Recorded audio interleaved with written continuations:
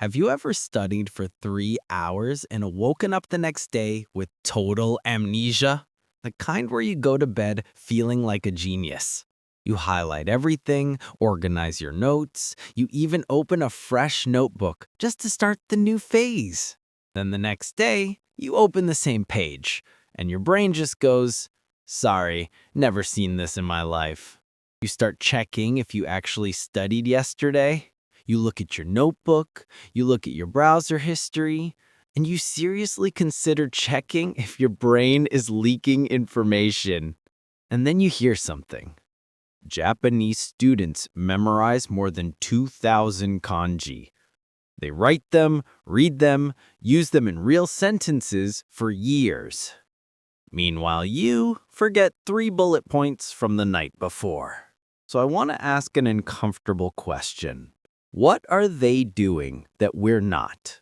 Because the first time I heard that number, I froze.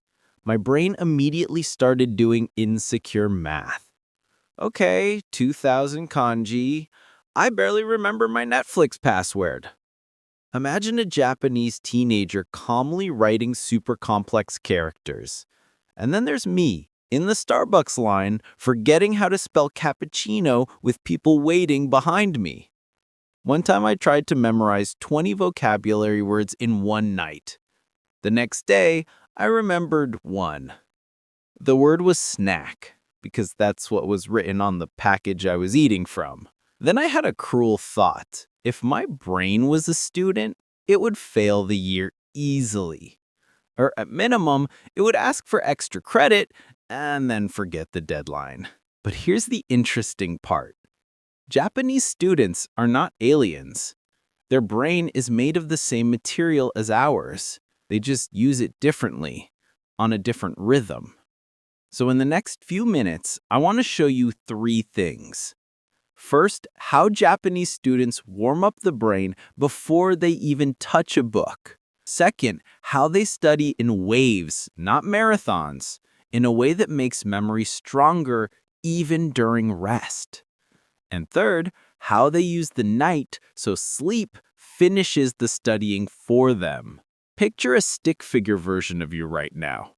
Dark circles, too much coffee, paper everywhere. Now, picture a tiny Japanese student stick figure. Simple routine, organized day, strangely calm brain. At the end of the video, I want your little stick figure to steal that routine without moving to Tokyo. Let me start with how I used to study. And if this sounds familiar, I'm already sorry. I waited until the last possible second. The exam had been on the calendar for 2 months. My brain would look at the date and say, "Perfect, we'll panic the night before." It hits 11:47 p.m. I'm at my desk with a bucket of coffee. My notes look like a crime scene, and I'm thinking, tonight I become a new person. I highlight everything, I reread the chapter 3 times, I watch a summary video at double speed. I feel like pure productivity in human form. Then around 2 in the morning, the magic happens. It's not learning, it's delirium. Thoughts like this start showing up. If I sleep with the book next to my head, maybe it will absorb. Spoiler, it does not absorb. The only thing that absorbed anything was my kidney, and that was just the coffee doing its job. The next day, I'd sit down for the exam, and my brain would deliver exactly 2 things. One random sentence from the text, and the memory of opening the fridge at 1:38 a.m. Then I did what most people do. I decided I had a bad memory, as if that was a fixed personality trait. But then I started reading how memory actually works, and I found something kind of uncomfortable. It wasn't that my brain was broken, it was that my routine was complete chaos. No warm-up, no rhythm, just long, random sessions fueled by caffeine and anxiety. Meanwhile, in Japan, students grow up with a different pattern. It's not heavier, it's just smarter. They don't see studying as one giant sprint. They see it as a sequence. Morning, afternoon, night. Each part does something specific for the brain, and together they turn "I forget everything after the test" into "I still remember this 5 years later." So let's steal that sequence, step by step. Most of us treat the brain like a lamp. Off, on. The alarm rings. We grab the phone, we start scrolling the feed, we panic. We throw coffee at the problem. Then we ask, why can't I focus? Japanese students usually do the opposite. They prepare the brain before they study. The first step is light, not screen light, sunlight. Open the window. Spend a few minutes near natural light. That light hits sensors in your eyes.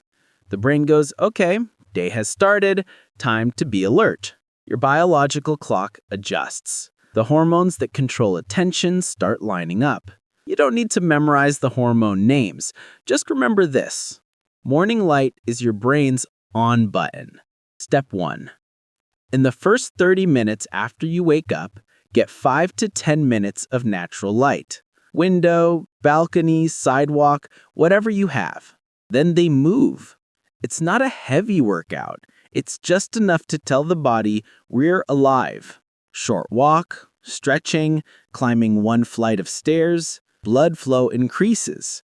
More oxygen reaches the brain. Your brain gets a natural wake up without a sugar spike. Step 2. Do 2 to 5 minutes of movement before you sit down to study. Step 3. Spend 5 to 10 minutes trying to remember what you studied yesterday without looking.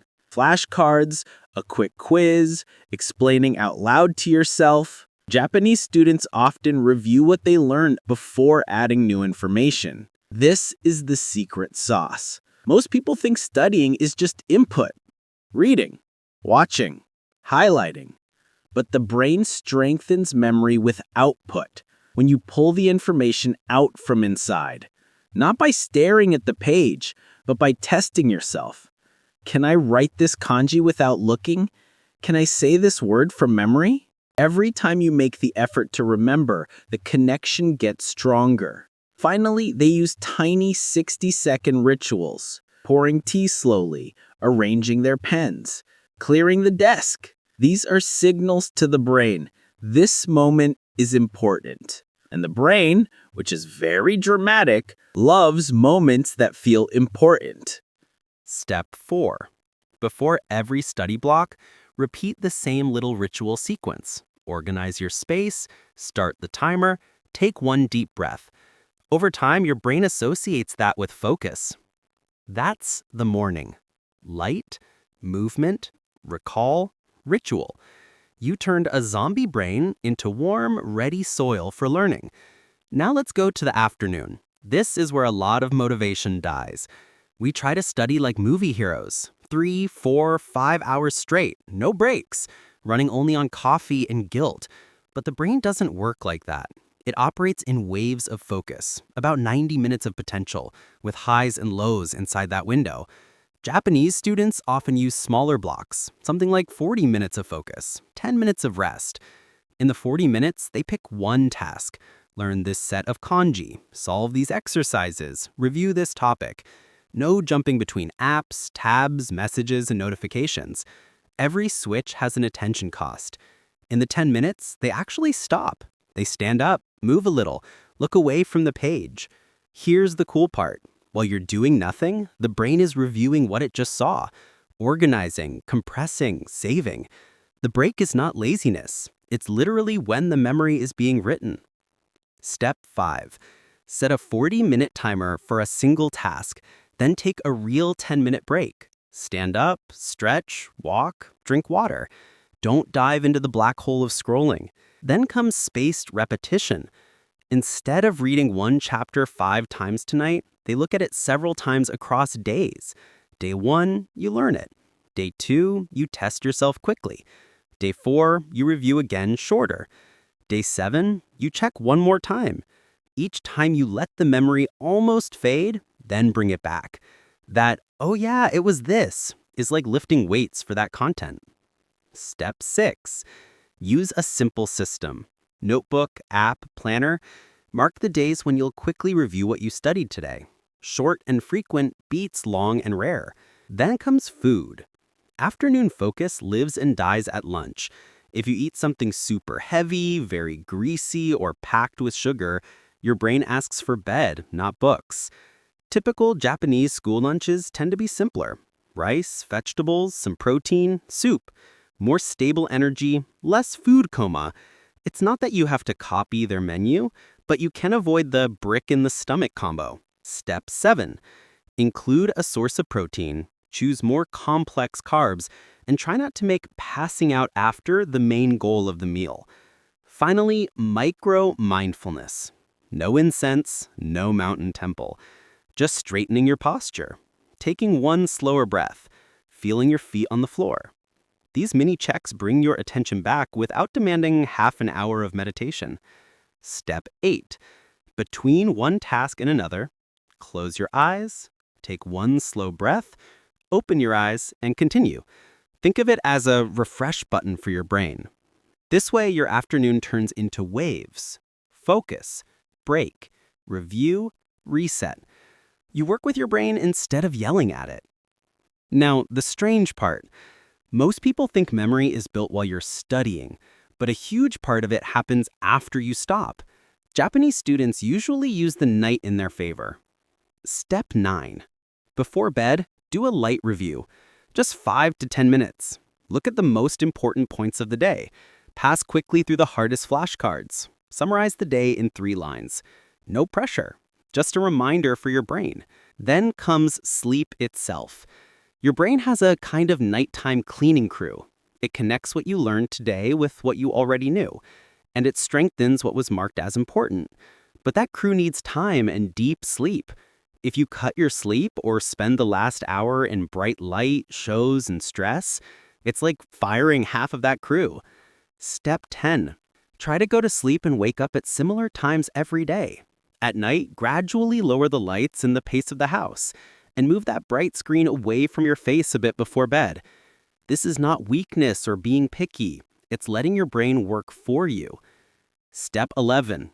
End the day by asking, what is the smallest useful thing I can do right now?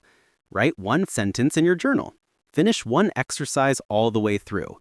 Explain one concept out loud, even if it's to no one. Do that one thing. Then go to sleep. Your night becomes part of your studying. Review, rest, reorganize, until you start to think, I'm the kind of person who moves a little bit forward every day. Now, I'm setting a 7-day Japanese rhythm challenge. For 7 days, you follow 3 rules. Just 3. Not 11, 3. Rule 1. Get at least 5 minutes of natural light. Do 2 minutes of movement. Then recall what you studied yesterday for 5 minutes. You can do this before school, work, or college. You can do it in pajamas. You can do it with messy hair. Your brain does not care about your hairstyle. Rule 2. 1 40-10 block per day. Just one. 40 minutes of real focus. 10 minutes of real break. If you want to do more blocks, great. But the challenge only requires 1 full cycle per day. Make that your non-negotiable. Rule 3. Before bed, touch your notes once. 5 to 10 minutes. Then put your phone away. No perfect planner, no Pinterest desk. Just basic human brain maintenance. You can track this in the simplest way. 1 sheet of paper on the wall, 7 little boxes. Each day you follow the 3 rules, draw a check mark or a happy stick figure. On day 1, you might not notice anything. On day 2, you might feel a bit less mental fog. On day 4, you might realize that remembering certain things got easier. The real magic is emotional. Less, I'm broken. More, okay, my brain works, I just never really helped it. On day 7, you'll have data from your own life. Not from a distant study, not from some random guru, from your real brain. Then you decide. Keep the routine, adjust it, throw it away. But at least you truly tested how your brain likes to learn. Remember that first scene? You at 2 a.m. negotiating with the book? Dear brain, please at least remember the summary page. Look, I didn't magically turn into a straight-A Japanese student. I still forget where I left my keys. I still open the fridge and forget why. But once I added rhythm, studying stopped feeling like an IQ test. It started to feel like a system. I didn't fix my memory, I fixed the ecosystem around my memory. Today, when I forget something, I don't say I'm stupid. I ask, did I give my brain any chance to store this? Was there light? Was there movement? Was there recall? Was there a block? Was there a break? Was there sleep? Sometimes the answer is no, I just looked at it once, completely exhausted. And honestly, that's not a memory problem, that's a routine design problem. So if you're going to take one sentence from this video, take this one. Your brain is not sabotaging you.